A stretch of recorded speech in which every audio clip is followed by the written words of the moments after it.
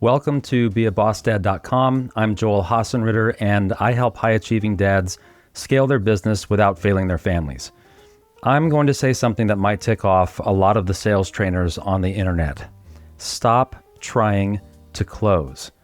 Seriously, that always be closing mentality, it's the reason your pipeline is dry and your stomach turns every time you pick up the phone.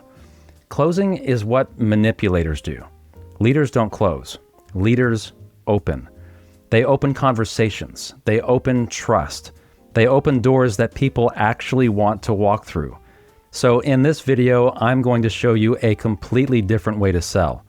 One where you'll never need a closing technique again, because by the end of your conversation, your prospect will be asking you how to get started. It's a powerful framework, and I think it's going to change the way you think about every business conversation you have, and honestly, every conversation at your dinner table too. Here's what I've learned, and I've learned this the hard way. The reason that sales feels gross to most good leaders is because most of what we've been taught about sales is gross. We've been taught to overcome objections, to create massive urgency, to use scarcity tactics, and to, don't forget, always be closing. And so if you're a man of integrity, if you're someone who wants your kids to be proud of how you make a living, that stuff just doesn't sit right. And frankly, it shouldn't sit right. 84% of buyers say they are more likely to buy from someone who actually understands their goals. I know you've been on the other side of that conversation as well. Not someone with, the slickest pitch.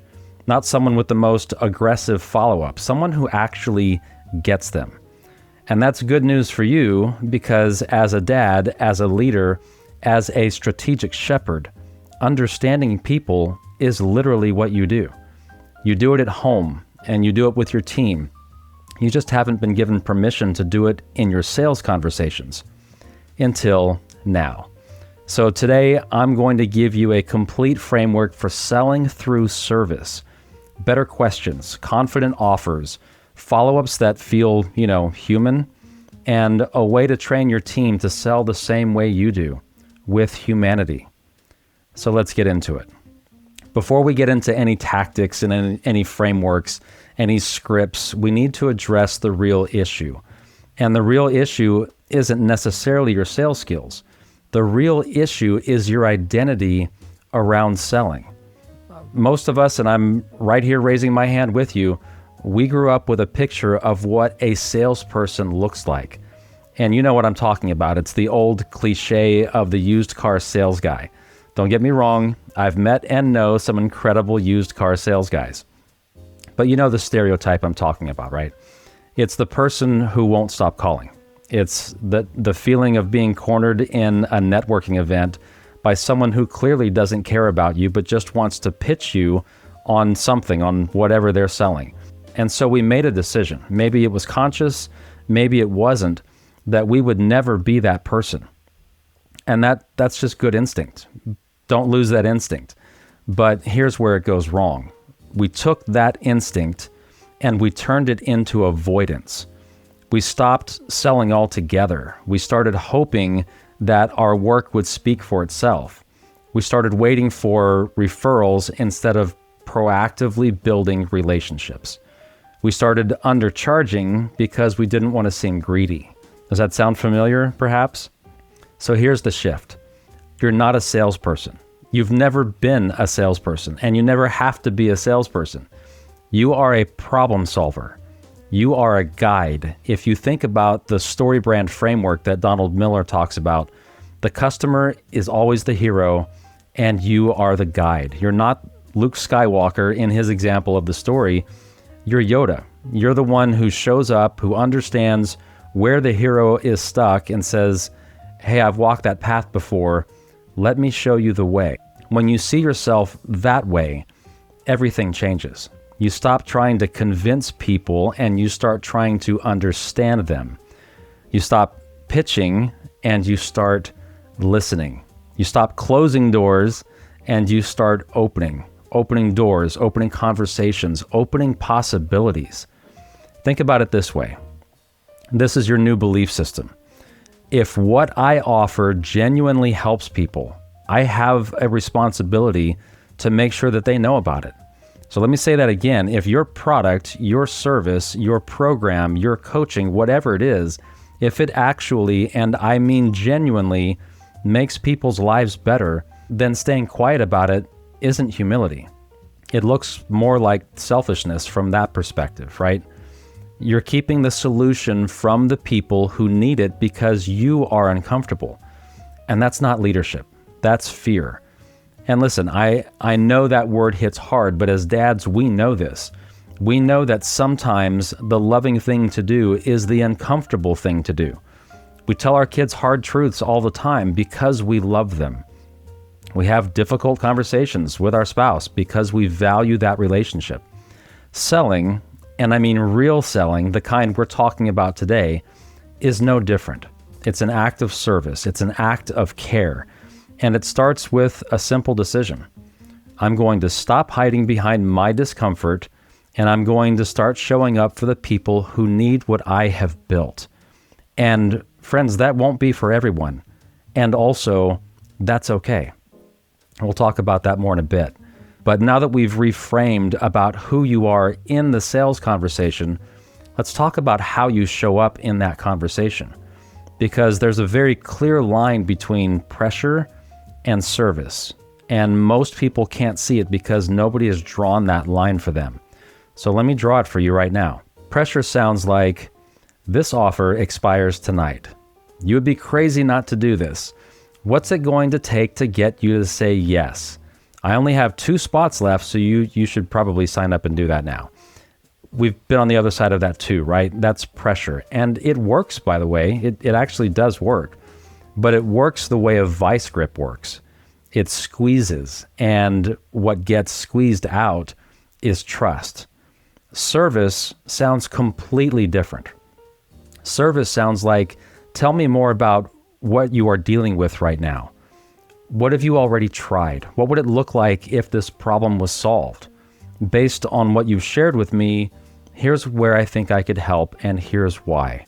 You hear the difference, right? Pressure is about your timeline. Service is about their transformation.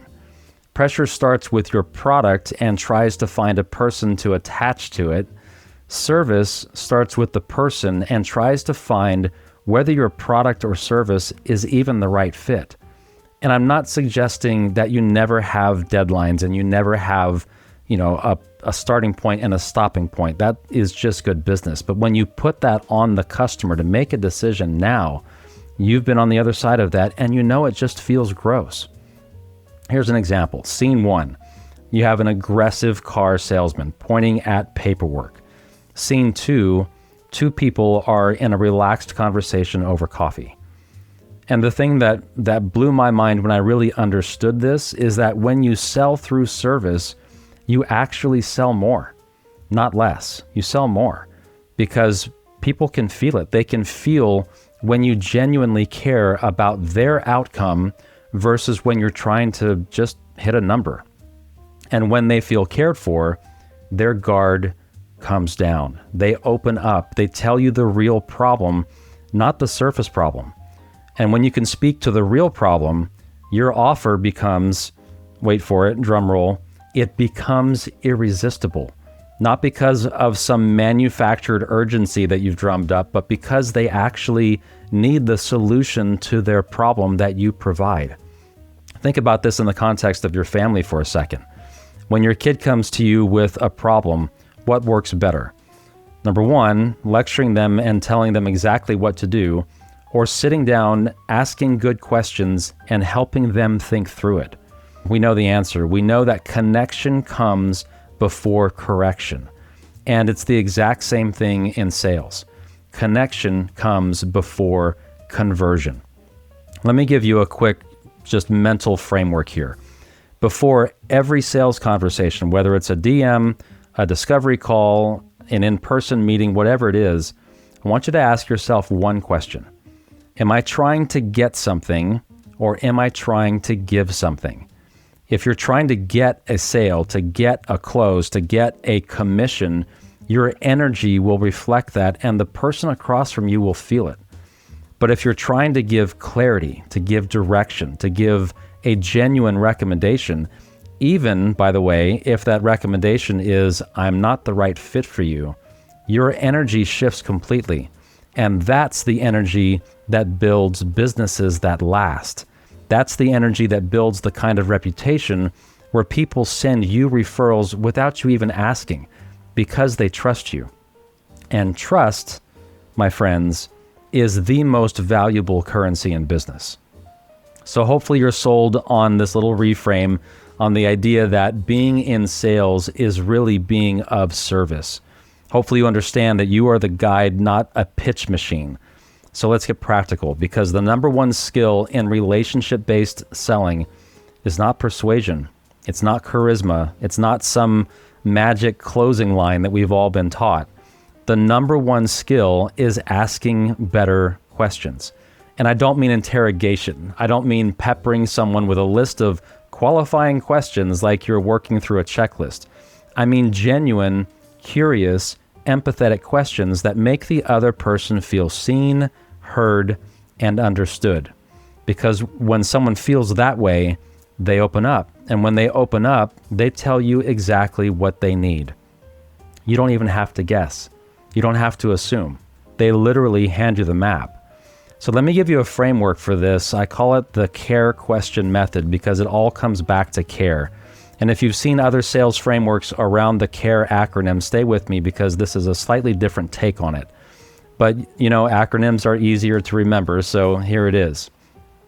C.A.R.E stands for context, aspiration, roadblocks, and emotion. C is for context. You start by understanding where they are right now. Tell me about your business. Tell me about your situation. What does a typical day look like for you?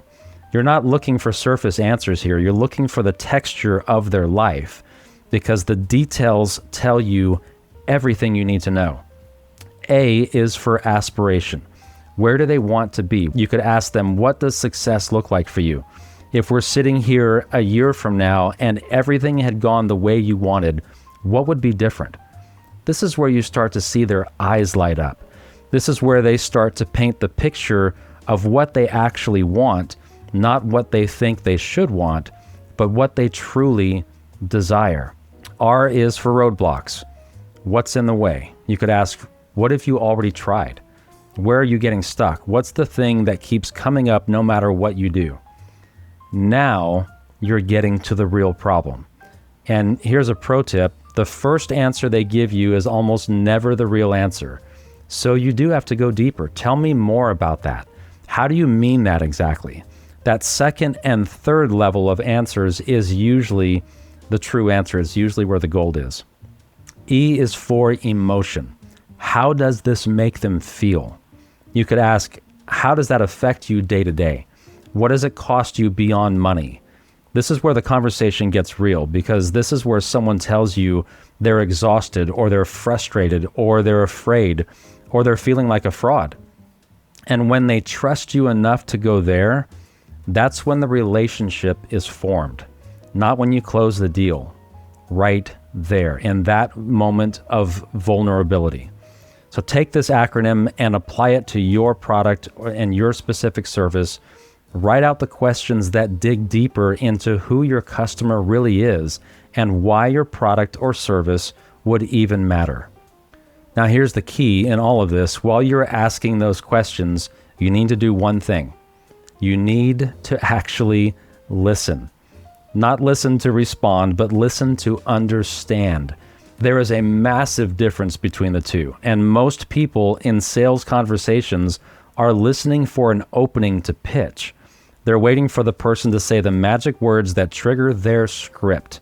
Don't be that person. Be the person who listens so deeply that the other person says, wow, I've never really thought about it that way before. That's how you know you're doing it right. And by the way, this is the exact same skill that makes you a better husband, a better father, a better leader. When your spouse is telling you about a hard day, they don't want you to fix it necessarily. They want to feel heard. When your kid is telling you about a problem at school, the best thing you can do is ask a great follow-up question, not launch into a lecture. This skill transfers across every area of your life. So as you practice this in business, watch what happens at home. And I guarantee you'll see a difference there too. Let's go a little deeper on something here, because this is the part that most people actually just rush right through, and it's the most important part. True sales and influence, the kind that's sustainable, the kind that builds generational businesses and generational trust, it stems from a deep human connection to three things: the person, the problem, and the transformation. Not because you have the right script, not because you've timed your pitch perfectly, not because you followed some 7-step formula that you bought in a course. Because you genuinely, at a human level, connect with the person sitting across from you. So let me break this down. The person. Before you ever think about what you sell, think about who you're talking to. What's their life like? What pressures are they under? What are they proud of? And what keeps them up at night? For us, the dads that we work with and the dads watching this, we know this guy, right? He's successful by many external metrics. Good income, growing business, nice house, but he's living in what I call that guilt sandwich. Now, I've talked about that before. He feels guilty at work because he's missing his kid's game. And he feels guilty at home because he's thinking about that client email that he missed. He's constantly disappointing someone. And if you're selling to this person and you don't understand that internal tension, you'll never connect. But if you do understand it, if you can articulate their pain better than they can, you've earned their attention. Number 2 is the problem. And I don't mean the surface problem. I mean the real problem. As I've talked about before, people don't buy a drill because they want a drill sitting on their shelf. They don't even buy a hole that the drill produces. They buy the memory of the picture frame that's going to hang in that hole. So what's the real problem that your customers are trying to solve? It's almost never the thing they say first, right? It's the thing underneath what they say. You need to sell the fix to their problem, not the tool. And number 3 is the transformation. This is where it all comes together. What does life look like after they work with you, after they buy your product or service? Can you paint that picture so vividly that they can taste it? When they come to you and say, my business is chaos, if you're doing B2B sales, you're not selling them consulting. You're selling them the feeling of leaving work at 5 or 6 p.m. and being fully present at the dinner table. When they say, I can't keep up with client demands, you're not selling them a system. You're selling them the peace of mind that comes from knowing their business can run without them for a week while they take their family on vacation. This is heart-focused selling. This is what it means to be an empathetic authority. You understand the pain because you've lived it. You have the framework because you've built it, and you offer it not as a sales pitch, but as a bridge from where they are, which is stressed and stuck, to where they want to be, which is free and present and profitable. Here's the part I really want you to hear though. If you've walked through the fire, if you've experienced that provider pressure, if you've felt the identity crisis between roles, if you've built systems that got you out of it, if you've designed products that help move you through it, if you have services that get people the result that they want, then sharing that isn't selling. It's shepherding. It's doing exactly what a strategic shepherd does. You're walking ahead of the path and you're reaching back your hand. You can bring this approach to whatever product or service that you provide. If it's a used car, have you ever felt the pain of your car breaking down in the middle of the road in the hot summer? Of unreliable transportation, or of missing a family event because your car wouldn't get you there? I'm guessing at one point or more in your life, you have. And if you have, then you know the person, you know the problem, and you have the transformation. Okay, so you've had the conversation, right? You've asked the C.A.R.E questions. You deeply understand the person, the problem, and the transformation they're looking for. Now comes the part where most good-hearted leaders fumble, and that's in the offer. This is where I see so many dads, so many entrepreneurs who are genuinely great at what they do completely fall apart. They get to the moment of truth and they start apologizing for their price. They start hedging. They start saying things like, I mean, it is a little bit of an investment, but, or what about this one? I know it's a lot, but, or they just drop the price before anyone even pushed back. Stop doing that, please. Here's why you need to stop. When you apologize for your offer, you're not being humble.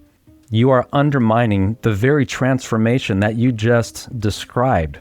Think about it. You spend 20 minutes painting a picture of how their life could be different. You connected with their pain. You showed them the possibility. And then you said, but it will cost you this. Sorry about that. You just took all of the value that you built and you set it on fire. Here's how to present your offer with confidence. And it starts with this belief. Your price is a reflection of the value of the transformation, not the cost of your time. Let me say that differently. You're not charging for hours. You're charging for outcomes. You're charging for the distance between where they are and where they will be after working with you or after buying your product or after using your service. And again, apply this context to whatever your business provides. So here's a simple structure for presenting your offer, and I call it the bridge method. Step 1, reflect back what you heard.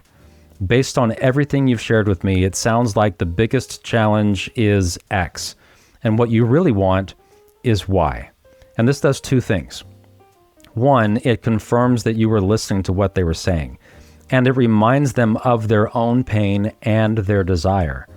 And then it gives them an opportunity to further clarify the real problem if you've misunderstood what it was to begin with. Step 2, share the bridge. You could say, here's what I've built that takes people from X to Y, or here's the most reliable vehicle for your situation, or here is exactly the menu item that you want. Walk them through your offer, not feature by feature, but transformation by transformation. Don't say, for instance, you get a CRM with automated follow-up sequences and pipeline tracking. Say, over the next 90 days, we will install a system that makes sure no relationship falls through the cracks so you can focus on the conversations that matter instead of chasing spreadsheets at midnight. You see the difference, right? Features versus transformation. Step 3, state the investment clearly and confidently. The investment for this is X dollars.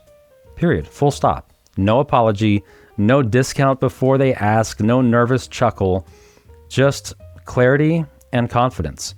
And then do what most people find to be the hardest thing in the world. Be quiet. Let them process. Don't fill in the silence with more talking. Stop selling. The silence is where the decision happens. And step 4, address it with empathy if they hesitate. You could say, I totally understand. This is not a small decision. What questions do you have? Notice I didn't say, what's holding you back? Or what can I do to make this work for you? Those are pressure phrases, right? What questions do you have is a service phrase. It keeps the door open without pushing them through it. And look, sometimes the answer is going to be no, and that's okay. A no today doesn't mean a no forever. It might mean a no, not right now. And if you've shown up with genuine care through the entire conversation, that no will come with respect.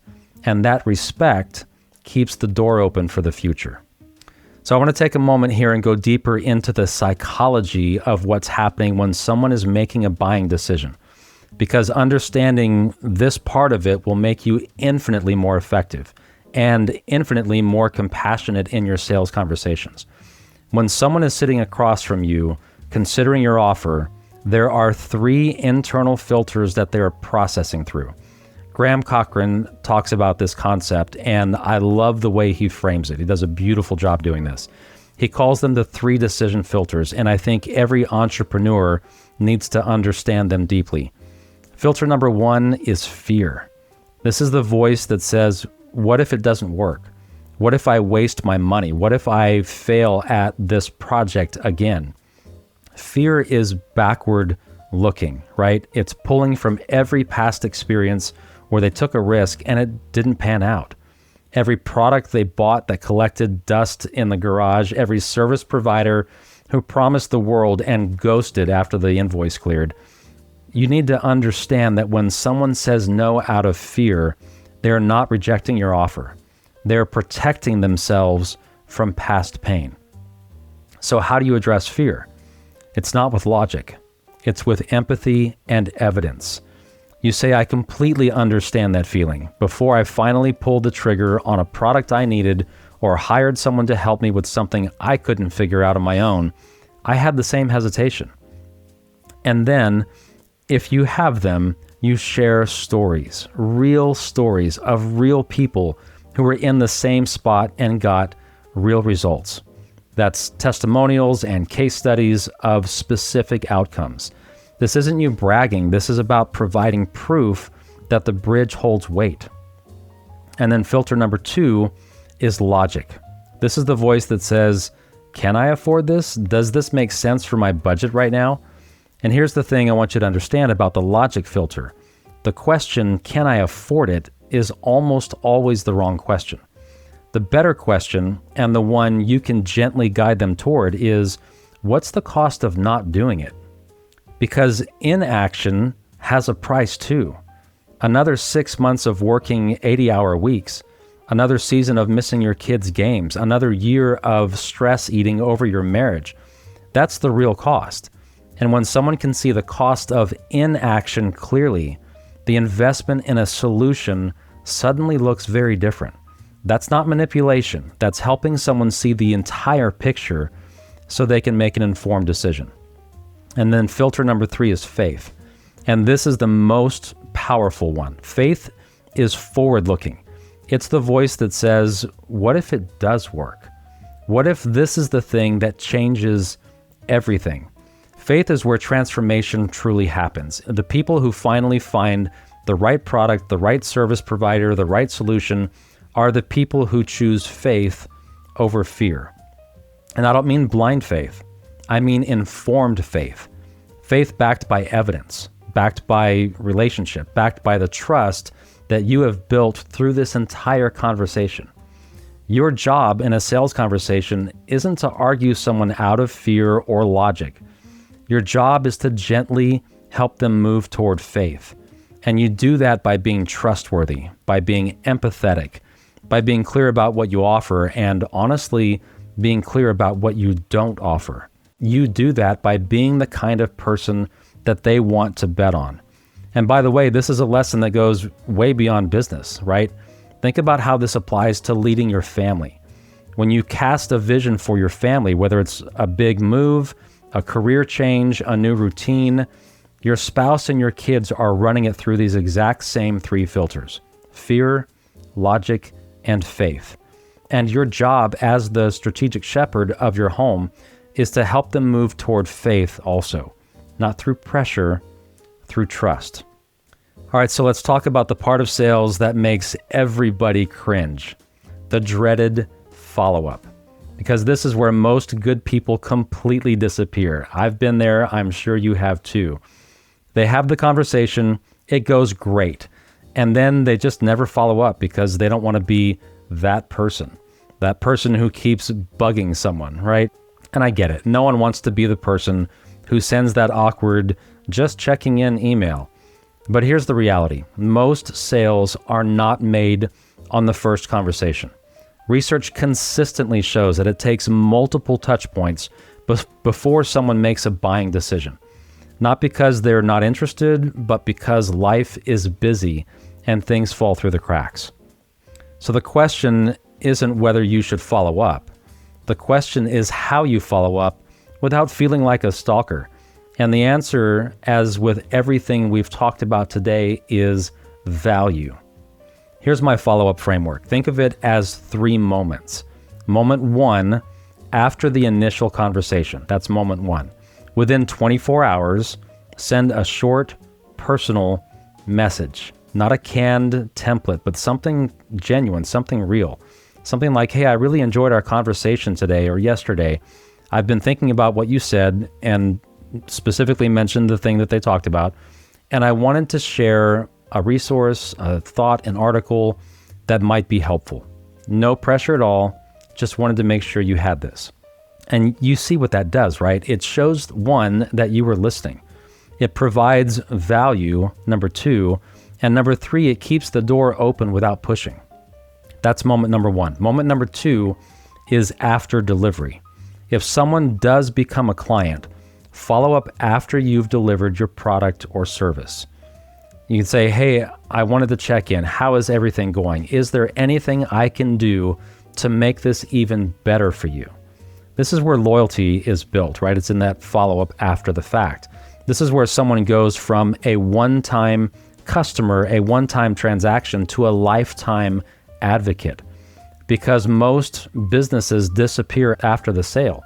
They got the money and they moved on. When you show up after the transaction with genuine care, you stand out in a way that money can't buy. And moment number three is simply after time passes. Set a reminder, 30 days, 60 days, 90 days, whatever your rhythm needs to be, and then reach back out. And not with a, hey, are you ready to buy again? Reach out with something that is relevant to them. I saw this article and I thought of you. Or I was talking to another client who had a similar challenge to yours, and I thought of a way this might help you too. Or how are things going with, and insert the specific thing that they were working on. This is what it means to follow up with integrity. You're not chasing a sale, you're maintaining a relationship. And relationships over time produce results that no sales tactic ever could. Referrals, repeat business, word of mouth, trust that compounds year over year, that's the end result. And here's a practical tip. You can get a simple system in place, a CRM, a spreadsheet, or even a notebook in a file folder. Some of you might remember the old Rolodexes that we had back in the day, right? Just something that tracks who you talked to, what you talked about, and when to follow up. Because the difference between the business owner who hates sales and the one who builds a thriving pipeline isn't talent. It's a system. Now, I know some of you watching this aren't just selling yourself, you have a team. And one of the scariest things as a leader is handing off the sales function to someone else because you're terrified they're going to misrepresent your brand or pressure people in a way that doesn't align with your values. So let's talk about how to train your team to sell the same way that we've been talking about today. With care, with curiosity, with confidence, with true connection. The first thing you need to do is understand this. Your team will sell the way that you model selling. If you're stressed and pushy when revenue is down, they will be stressed and pushy as well. If you're calm and service-oriented, they'll also follow that lead. Culture, as we know, flows from the top always. So here are 4 things you can do to build a team that sells with integrity. Number 1, give them a shared language. Your team needs to understand the difference between pressure and service the same way you do. Sit down with them, have this conversation, show them this video if you want, but make sure everyone on your team knows that the goal is never to close somebody. The goal is to help someone make the best decision for their situation, even if that decision is not right now, or I'm sorry, not us. Number 2, teach them to ask questions, not recite pitches.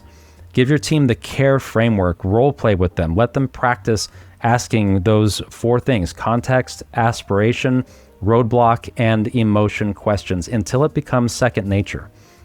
Because the truth is, a well-trained question asker will outsell a well-trained pitch person every single time. Every time.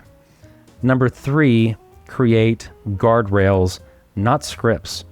Scripts are crutches. They make people sound robotic. So instead of giving your team a million different scripts, give your team guardrails. Here are the key things that we need to understand about a prospect before we make a recommendation. Or here's how we talk about our pricing. Or here's what we do and do not promise. Guardrails give structure with freedom. It's kind of like an outline, right? Scripts, on the other hand, just give words without a soul. Number 4, celebrate service, not just sales.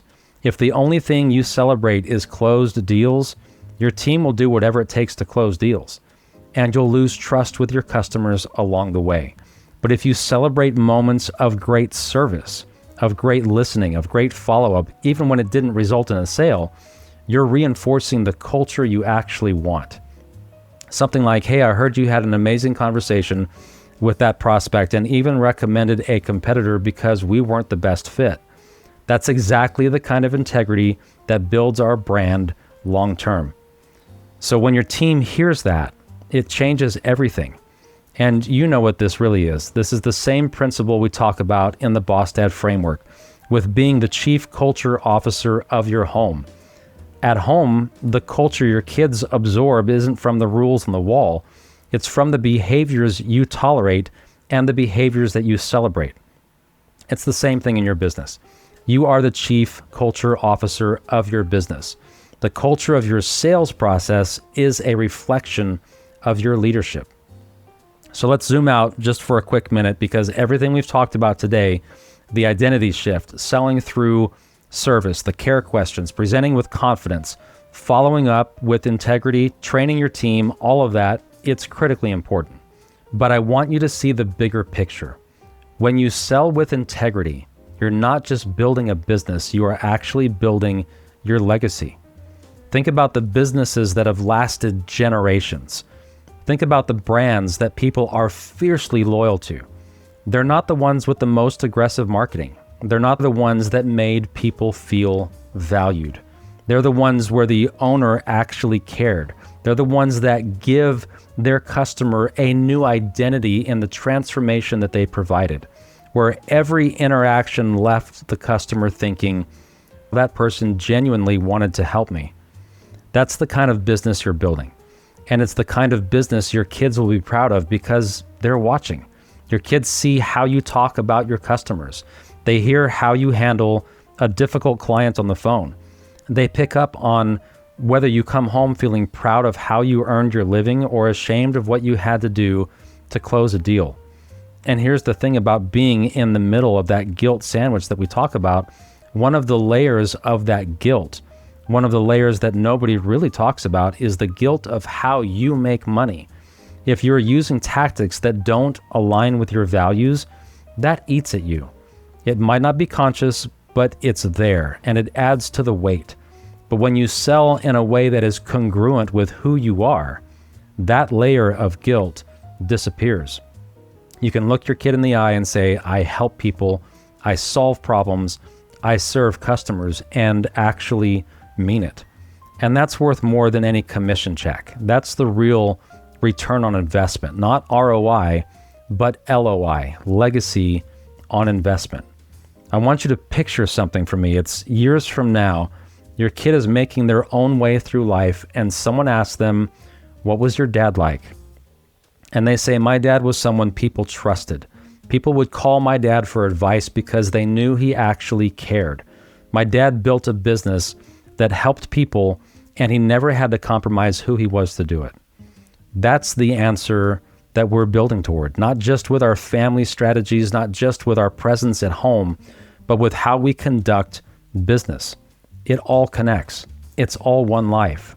And when your business is in alignment with your values, you stop living in that fragmented, guilty, exhausted state, and you start living in harmony, real harmony. The kind where you close your laptop at the end of the day and you feel good about the work you did because you know it was honest and it was helpful.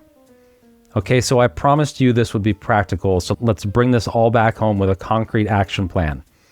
Here's what you can do this week to implement this entire framework. Step 1, rewrite your sales identity statement. Grab a piece of paper or open your notes app and write this down. I'm not a salesperson. I'm a guide who helps people solve real problems. Sharing my offer is an act of service, not an act of pressure. And put it somewhere where you'll see it every day. It could be on your bathroom mirror or on your desk. Maybe it's next to the phone if you're having to make a lot of phone calls. This is your new operating belief.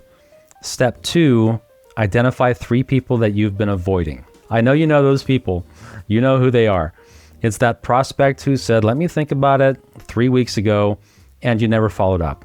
that person who inquired about your service and you were too afraid to send the proposal, or maybe the past client that you should just check on.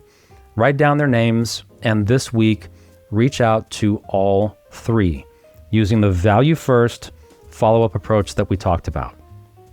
Step 3, practice the C.A.R.E questions. Before your next sales conversation, whether it's a discovery call, a DM, or a coffee meeting, write down 1 question for each letter: context, aspiration, roadblocks, and emotion. Just 1 question each, and then commit to asking them and then shutting up and listening. Step 4, audit your current sales language. Look at your website, look at your proposals, your emails. Where are you apologizing for your price? Where are you leading with features instead of transformation? Where are you using pressure language instead of service language? And just update 1 of those this week. Step 5, have the how we sell conversation with your team. If you have a team, block 30 minutes this week to talk about your values around selling.